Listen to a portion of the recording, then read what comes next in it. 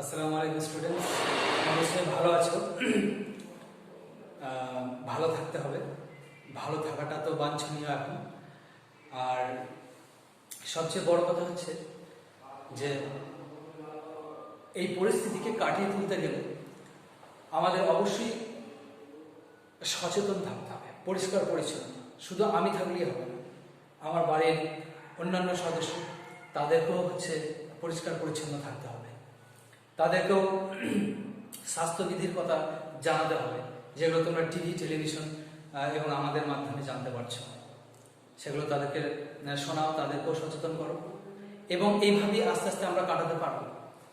আমি একা সচেতন হয়ে এই পরিস্থিতির মোকাবেলা করা যাবে না, এটা মাথায় রাখবে। সবসময় পরিষ্কার পরিচ্ছন্ন বাড়ির আশেপাশে। এবং তার পাশাপাশি তোমাদের প্রথম এবং প্রধান যে কাজ, সেটা হচ্ছে পড়াশোনা। সেটা করে যেতে হবে। তোমাদের প্রচুর এখন স্পেস। তোমরা স্কুলে যখন রানিং ছিল তখন তোমরা এই কথাই বলতে যে আমরা একটু ফাঁকা পড়তে চাই, ফাঁকা, মাথা হ্যাং করছে। এখন পুরোটাই ফাঁকা। তো সেই ফাঁকাটাকেই, সেই স্পেসটাকেই কাজে লাগাও। আর এখন যে সোশ্যাল নেটওয়ার্কিং যে সিস্টেম, এই সিস্টেমের আন্ডারে আসতে হবে। কারণ শুধু আল ইসলাম মিশন নয়, গোটা পৃথিবী এই সোশ্যাল নেটওয়ার্কিং সিস্টেমের মধ্যে পড়াশোনা করছে। তোমাদেরকেও করতে হবে, এটাই রাস্তা। এর বাইরে এখন আর কিছু করার নেই। ফলে এটাই তোমাদেরকে এখন মাথায় রাখতে হবে। ঠিক আছে? তো চলো আমাদের টপিকের মধ্যে চলে যাই। আজকে যেটা টপিক, সেটা হচ্ছে আইন অমান্য আন্দোলন, তাই তো?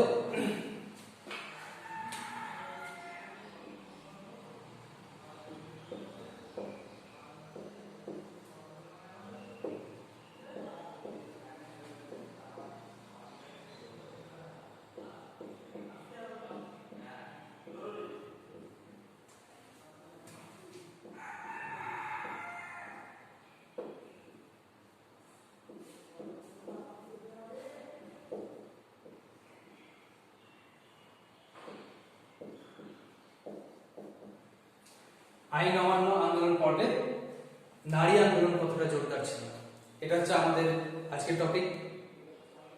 তো প্রথমেই বলে রাখি যে আইন অমান্য আন্দোলন সেটা হচ্ছে 1930। লিড কে করেছে? আইএনসি। নেতা কে ছিল?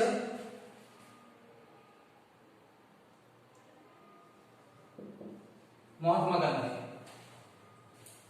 তাহলে 1930 সালে জাতীয় কংগ্রেস দ্বারা পরিচালিত একটি আন্দোলন, যেটার নেতৃত্বে ছিল মহাত্মা গান্ধী।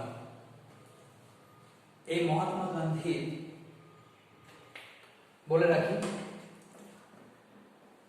জনপ্রিয়তা, তার আদর্শ, তার নীতি, তার যে লক্ষ্য, এটা গোটা ভারতবাসীর কাছে, সবার কাছে পরিচিত, সবার কাছেই গ্রহণযোগ্য। এবং তাকে আমরা জাতির জনক হিসাবে, আমাদের রক্ষাকর্তা হিসাবে আমরা মেনে নিয়েছি। এবং তিনি বদ্ধপরিকর ব্রিটিশ শাসন থেকে আমাদের দেশকে আর একটা নতুন সূর্যের নতুন সকাল দেখানোর জন্য তিনি দিনরাত পরিশ্রম করে চলেছেন, দিনরাত আন্দোলন করে চলেছেন। তো তারই একটা আন্দোলন হচ্ছে 1930 সালে আইন অমান্য আন্দোলন। আইন অমান্য আন্দোলনটা কি? ব্রিটিশ দ্বারা পরিচালিত তাদের যে আইন কানুন আমাদের উপর লাগু রয়েছে, সেগুলোকে আমরা আর মেনে চলবো না। যে আইনগুলো আমাদেরকে দমিয়ে রেখেছে, আমাদেরকে বেঁধে রেখেছে, যে আইনগুলো আমাদের সত্তাকে আঘাত করে, আমাদের অন্তরকে জ্বালিয়ে দেয়, সেগুলো আমরা আর মেনে চলবো না। অ্যাকচুয়ালি সমস্ত আইনই বর্জন করতে চাই। কেন বর্জন করতে চাই? কারণ আমাদের দেশকে আমরা স্বদেশিকতা লাভ করতে চাই, তথা আমরা স্বাধীনতা পেতে চাই। সেই লক্ষ্যে, সেই আদর্শে আমাদের এই কর্মপ্রচেষ্টা। পরিস্থিতি কি ছিল? কেন আইন অমান্য হলো? কারণ এর আগে দেখেছি অহিংস অসহযোগ আন্দোলন হয়েছে, ব্যাপকভাবে সাড়া দিয়েছে, ব্যাপকভাবে প্রভাব বিস্তার করতে পেরেছিলাম, কিন্তু কয়েকটা হিংসাত্মক ঘটনার জন্য আমাদের গান্ধীজিকে সেই আন্দোলন বন্ধ করতে হয়েছে। আমরা দেখেছি যে আমাদের ওপর বিভিন্ন রকম যে সাম্প্রদায়িকগতভাবে, জাতিগতভাবে, ভাষাগতভাবে আমাদেরকে ডিভাইডেশন করা হয়েছে, আমাদেরকে খণ্ড বিখণ্ড করা হয়েছে, আমাদেরকে কমজোর করে দেওয়া হয়েছে, পঙ্গু করে দেওয়া হয়েছে। যত আমাদের মধ্যে বিভাজন থাকবে তত ব্রিটিশদের লাভ। জাতীয় কংগ্রেসকে, আইএনসি কে দুর্বল করে দেওয়ার অনেক প্রচেষ্টা চলেছে। অন্যান্য যে দলগুলো, মুসলিম লীগ থেকে শুরু করে, হিন্দু মহাসভা থেকে শুরু করে, অন্যান্য যে কমিউনিস্ট দলগুলো থেকে শুরু করে, সমস্ত দলগুলোর পিছনে উস্কানি দেওয়া হয়েছে। প্রত্যেকটা দল আরেকটা দলের সঙ্গে, আরেকটা রাজনৈতিক দলের সঙ্গে বিভেদ তৈরি করে দেওয়া হয়েছে। এই কাজগুলো চলছে, এই পর্বে এই কাজগুলো চলছে, এবং আমাদের সামনে যে সংস্কার আইনগুলো নিয়ে আসা হচ্ছে, সেই সংস্কার আইনেও আমাদের সত্তাকে খণ্ড বিখণ্ড করা হয়েছে। আমরা বলতে পারি রাওলাট আইনের কথা, আমরা বলতে পারি মরলে মৃত্যু সংস্কারের কথা, আমরা বলতে পারি মর্টেকে চেঞ্জ কোড সংস্কার আইনের কথা। প্রত্যেকটা সংস্কার আইন যখনই এসেছে, তখনই তার মধ্যে তাদের যে লোভ, তাদের যে লালসা, তার পুটলাটা তার মধ্যে জড়ানো ছিল। প্রত্যেক সংস্কারের মধ্যে ব্রিটিশদের স্বার্থর বহিঃপ্রকাশ ঘটেছে, আর আমাদের মধ্যে বিভাজন তৈরি করা হয়েছে। তাহলে সেই সমস্ত আইন মানব কেন? আমাদের ঐক্যবদ্ধতা, আমাদের স্বাধীনতা আমাদেরকে পেতে হবে, আমাদেরকে ছিনিয়ে নিতে হবে। কেউ দেবে না, আপোষে মীমাংসায় হবে না স্বাধীনতা। তার জন্য দরকার জোরদার আন্দোলন, তার জন্য দরকার আমাদের মধ্যে ইউনিটি, আমাদের বিভাজনগুলোকে একত্রিত করা। তার জন্য দরকার হচ্ছে সম্প্রদায়গুলোকে এক হওয়া। ফলে বিভিন্ন ভাবে আমাদের সামনে বাধা। আইন অমান্য আন্দোলন কেন 1930-এ? এখানে বলতে পারি যে আমাদের মধ্যে সংবিধান তৈরি করার যে ক্ষমতা আমাদের মধ্যে নেই, পরিষ্কার অপমান করা হয়। 1928 সালে যে নেহরু রিপোর্ট, মতিলাল নেহরু, জওহরলাল নেহরু, বাবা নেহরু, মতিলাল নেহরু, তিনি একবার তৈরি করার চেষ্টা করলেন, অপমানিত হলেন। 1928 সালে সাইমন কমিশনের বিরুদ্ধে যে সাইমন কমিশন এলো সাংবিধানিক সংস্কার করার জন্য, এসে আমাদেরকে অপমানিত করা হয়। তার বিরোধিতা করতে গিয়ে লালা লাজপত রায় মিছিলে মারা গেল। আমাদের বিপ্লবীগুলোকে বিনা বিচারে, বিনা অপরাধে গ্রেফতার করা হচ্ছে, বিভিন্ন জেলে বন্দী করা হয়েছে। আমাদের যে প্রাথমিক যে দাবিগুলো, সেই দাবিগুলোকে তুচ্ছ করা, কান না দেওয়া, আমাদের চিৎকারের কোনো মূল্য না দেওয়া, আমাদের অ্যাপ্লিকেশনের কোনো মূল্য না দেওয়া, এই সব কিছু হচ্ছে আমাদের উপরে চাপিয়ে দেওয়া হয়েছে। তাই অহিংস অসহযোগ আন্দোলনের ব্যর্থতা আমাদেরকে আরেকটা জোরদার আন্দোলনের পথ প্রশস্ত করে দেবে। যে সারা আমরা অহিংস অসহযোগ আন্দোলনে পেয়েছিলাম এবং তা দেখে গান্ধীজি অভিভূত, পাশাপাশি জাতীয় কংগ্রেসের অন্যান্য সদস্যরা অভিভূত। গান্ধীজি যখন 1922 সালে অহিংস অসহযোগকে বন্ধ করার নির্দেশ দিলেন, অন্যান্য নেতারা ক্ষিপ্ত হলেন। সুভাষচন্দ্র বললেন এটা পাহাড় পর্বতের সমান ভুল। এই ভুল তিনি কেন করলেন? কিন্তু ওই চৌরি চৌরা ঘটনা, হিংস্র থানার মধ্যে আগুন লাগিয়ে 22 জন পুলিশকে পুড়িয়ে মারা, অর্থাৎ হিংসাত্মক কার্যকলাপ গান্ধীজি চাননি, বন্ধ করতে হয়েছে। তার অনশনের সামনে আমাদেরকে হার মানতে হয়েছে, কারণ তার জীবন আমাদের কাছে খুবই মূল্যবান, তিনি আমাদের কাছে খুবই মূল্যবান। কিন্তু ওই ব্যর্থতা, ওই যে সারা পাওয়া, ওই ব্যর্থতা আমাদেরকে শিখিয়ে দিল যে আমরা আন্দোলন করতে পারবো। কংগ্রেসের মধ্যে কংগ্রেস এখনো বেঁচে আছে, গান্ধীজি এখনো বেঁচে আছে, গান্ধীজির আদর্শ তার তার নীতি আজও আমাদের কাছে সম্মানীয়। তার দেখানো পথে আমরা হাঁটতে পারি। তিনি 1930 সালে আইন অমান্য আন্দোলন অর্থাৎ গোল টেবিল বৈঠকগুলো আইন অমান্য আন্দোলনের ডাক দিলেন এবং এই আইন অমান্য আন্দোলন এতটাই জোরদার হয়েছিল যে ইংল্যান্ডের থেকে বলে পাঠাতে বাধ্য হয়েছিল, আসো আমাদের গোল টেবিলে যোগ দাও। 1931, 1930, 1931, 1932 পরপর 3 বার গোল টেবিল বৈঠকে ডেকে পাঠানো হয়েছে। আমরা প্রথমটাই যাইনি, মুসলিম লীগ অন্যান্য দলরা গেছে তাদের স্বার্থ নিয়ে। আমরা দ্বিতীয় গোল টেবিল বৈঠকে গিয়েছিলাম, আমরা ব্যর্থ হয়েছি। যে আশা নিয়ে গেছিলাম, লন্ডনের বৈঠকে যোগ দিতে গেছিলাম, তা ফলপ্রসূ হয়নি।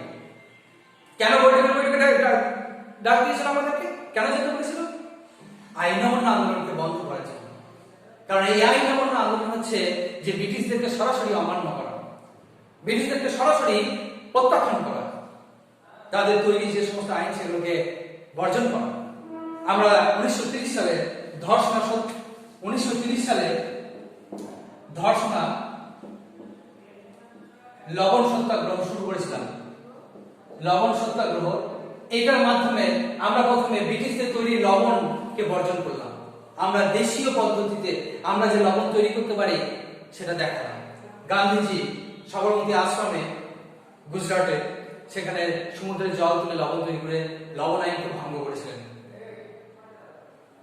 তাহলে এটা এই সমস্ত ওই একটার পর একটা যখন আমরা আইনকে ভঙ্গ করছি তখন তাদের টনক মরে যায়, আমাদেরকে গোল টেবিল বৈঠকে ডাক পাঠায়, তবু আমরা হতাশা দিয়েছি। এই আইন অমান্য আন্দোলন 1932 সালে আবার দ্বিতীয়বার আমরা শুরু করেছিলাম।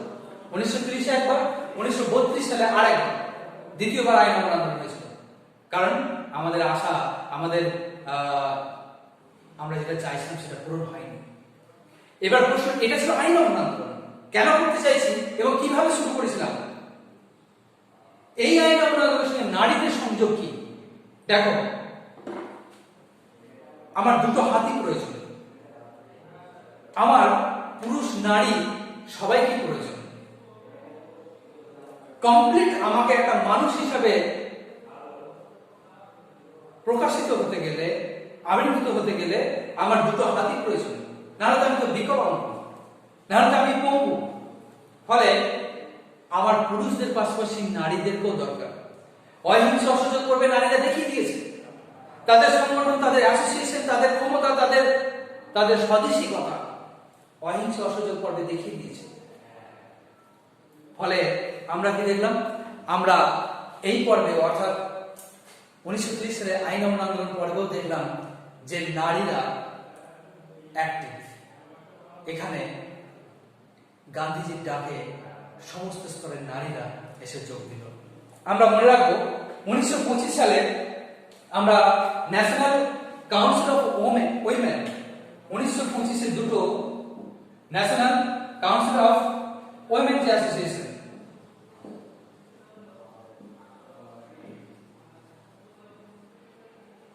কাউন্সিল অফ উইমেন, আর 1927 সালে নিখিল ভারত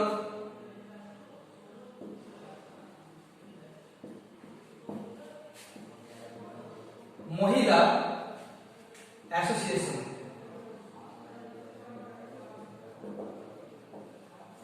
এই দুটো 1925 এবং 1927 সালে এই দুটো অ্যাসোসিয়েশন, মহিলাদের অ্যাসোসিয়েশন, যে অ্যাসোসিয়েশনের মাধ্যমে 2 বছরের মাথায় এর 180টা শাখা ভারতে গড়ে উঠল। ওই পর্বে অর্থাৎ আইন অমান্য পর্বে 180টা শাখা গড়ে তুলল এবং এর সদস্য সংখ্যা 8000 হয়ে গেল। কত? 8000 মহিলা এই দুটো অ্যাসোসিয়েশনের মধ্যে যুক্ত হয়ে গেল। এখানে শুধু তাই নয়, এই অ্যাসোসিয়েশনের মধ্যে আমাদের যে সমস্ত প্রথম সারির যে কংগ্রেসের নেতা, যেমন গান্ধীজি, মহাত্মা গান্ধীর স্ত্রী হচ্ছে কস্তুরবা গান্ধী, অর্থাৎ এমজির যে ওয়াইফ, স্ত্রী কস্তুরবা গান্ধী, নেহরু, জওহরলাল নেহরুর স্ত্রী কমলা নেহরু। আমরা দেখব চিত্তরঞ্জন, চিত্তরঞ্জনের স্ত্রী বাসন্তী দেবী। আমরা দেখব মতিলাল নেহরুর স্ত্রী অর্থাৎ জওহরলালের মা শরৎরানী নেহরু। এই সমস্ত প্রথম সারির নেতাদের স্ত্রীরাও এই অ্যাসোসিয়েশনগুলোতে যুক্ত হয়ে এদের মান এবং মর্যাদা আরো বাড়িয়ে দিয়েছিল। আমরা সরোজিনী নাইডুর কথা বলবো। আমরা সরোজিনী নাইডু এর অবদান বিশাল পরিমাণে। মহিলাদের অ্যাসোসিয়েশনগুলোকে সংগঠিত করা, সেগুলোর শক্তি বৃদ্ধি করা, সেগুলোকে আরো সর্বব্যাপী করে তোলা। আজকে বোম্বাই করে উঠেছে, কালকে বোম্বাই থেকে আরো বাইরে অন্য জায়গায় করে তুলতে হবে। আজকে কলকাতায় আছে, কালকে আরো অন্যান্য জায়গায় করে তুলতে হবে। এই সবগুলো 180টা শাখা তৈরি হয়েছিল এবং এরা এখানে যুক্ত ছিল। এরা কি করত? এরা কংগ্রেসের, জাতীয় কংগ্রেসের অর্থাৎ জাতীয় স্তরের কোনো আন্দোলন শুরু হলেই এরা সেখানে গিয়ে যোগদান করে, মহিলা অ্যাসোসিয়েশনরা সেখানে যোগদান করে তার শক্তিটাকে আরো বৃদ্ধি করত। এই যে লবণ আইন 1930 সালে আইন লবণ আন্দোলন, এই আইন লবণ আন্দোলনে এই যে ধর্ষণ লবণ সত্যাগ্রহ, এখানে মহিলারা ছিল, গান্ধীজির সঙ্গে মহিলারা গিয়েছিল, তাদেরকে শিখিয়েছিল গান্ধীজি কিভাবে লবণ তৈরি করতে পারে। কারণ মহিলারাই, আমি মানে গান্ধীর মতে, যে আমি মনে করি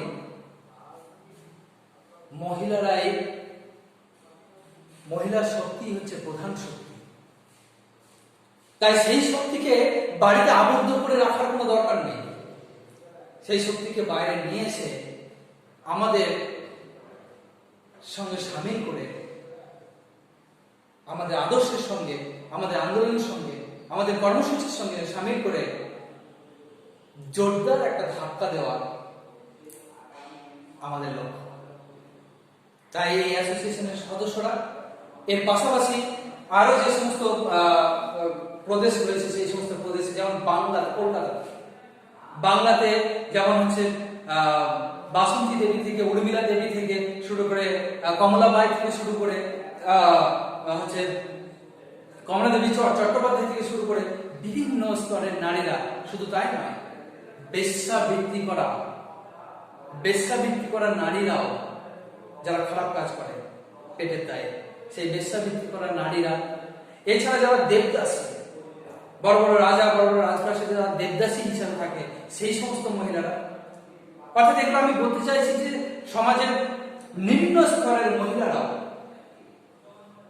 দেশকে রক্ষা করার জন্য, প্রশ্ন যখন দেশকে নিয়ে হবে, প্রশ্ন যখন সত্তাকে নিয়ে হবে, আত্মাকে নিয়ে হবে, আত্মাই ধার গেছে, তখন কেউ আর থেমে থাকবে না, কেউ চুপ থাকবে না। এই সমস্ত বিভিন্ন স্তরের মহিলারাও আন্দোলনে যোগদান করেছে, সামিল হয়েছে, পুরুষদের শক্তিকে বলিয়ান করেছে, তাদের সাহস আরো বাড়িয়েছে। বিভিন্ন গুপ্ত সমিতি তারা যুক্ত হয়েছে, বিভিন্ন গঠনমূলক যে কাজ, মহিলাদেরকে আরো ডেভেলপ করা, আরো উন্নত করা, সেই সমস্ত কাজেও এরা যুক্ত হয়েছে। যুক্ত হয়ে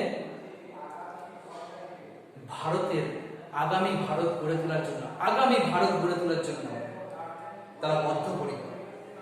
তারা লবণ আইনকে ভঙ্গ করতে পেরেছে, তারা স্বদেশী দ্রব্য ব্যবহার করতে শিখেছে, বিদেশি দ্রব্য বর্জন করতে শিখেছে, তারা আন্দোলন করতে শিখেছে, প্রয়োজনে তারা অস্ত্র নিতেও শিখেছে। ফলে সরোজিনী নাইডু বলেছিল একটা কথা ভারতীয় মহিলাদের, যে তোমরাই আমাদের আসল শক্তি, তাই এটাকে অবহেলা করো না। সমস্ত মহিলার উদ্দেশ্য করেছে।